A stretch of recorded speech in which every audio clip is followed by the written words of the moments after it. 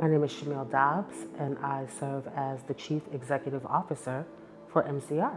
I think the most important thing that we do is stay proximate to people and needs so that we understand what the broken systems are and what things need to be transformed in order to iterate on our services to support organizations that are on the ground doing good work.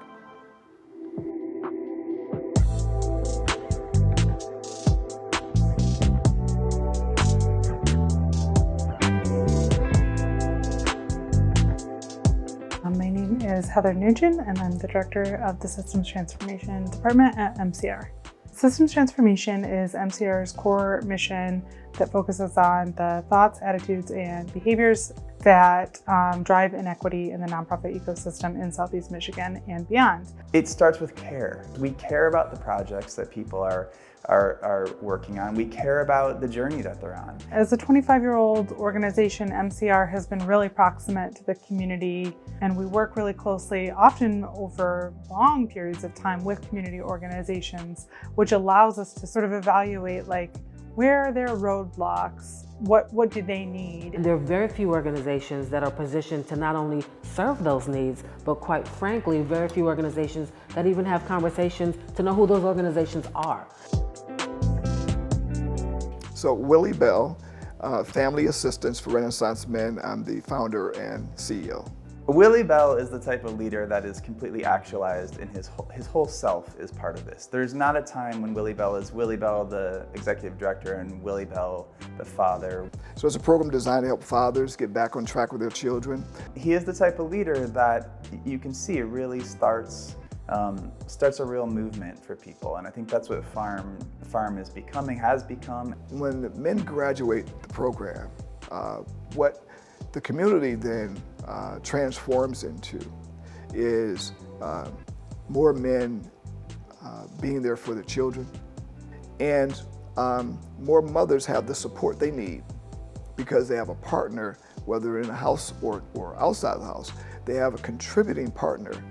The way that people care in this community is both very heartfelt, but it's also a response to so much of the way people have not been cared for and not been attended to. Our core mission is to support organizations' capacity and augment their resources by giving them access to funders, giving them access to things that enhance kind of who they are, what they do from a mission standpoint. Because we aren't the one necessarily giving the money a lot of the time, they're very open with us in telling us about like what challenges they're running into or what they need that they haven't really been able to find resources to do.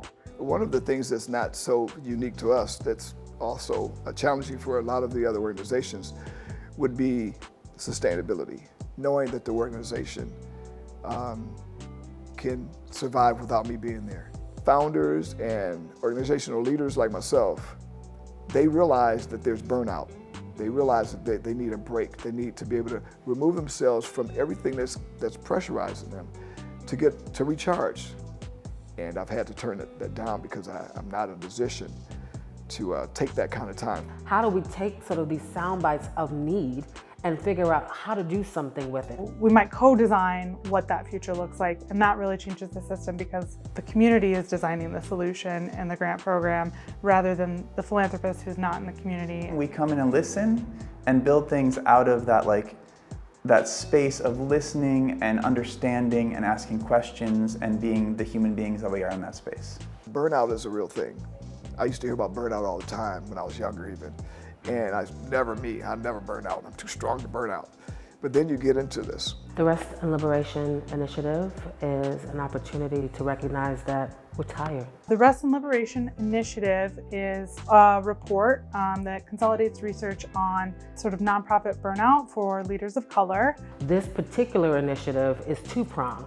It's a sabbatical program that gives resources, direct resources to organizations to be able to think critically about how to augment their general operating capacity to make good on their mission. During the year of the fellowship, there's a direct investment in the organization that they can use for professional development and staff training for people other than the leader. But it's also dollars, designated dollars for those leaders to be able to step away and take a moment to recalibrate and rest. So RLI is genuinely a response to our community. We're always going to be pushing for more resources, but also let's work on smarter ways to do this. How can foundations and funding entities start to think about, is there a different way to really get these projects off the ground? RLI is just one example. Our legal programs is just one example. We do bring people together to confront the problems and seek solutions. These are everyday people doing amazing things, and we are just one part of their journey and one part of their story. The story is part of the entire experience, and getting to know that person. For the Willie Bells, for the Denise Kennedys, for the organizations that may never have the opportunity to have a seat at the table, for every story we hear, for everything that we know that they need, we're telling that story. And I appreciate that we have board members and community members that will hold us to that fire. So.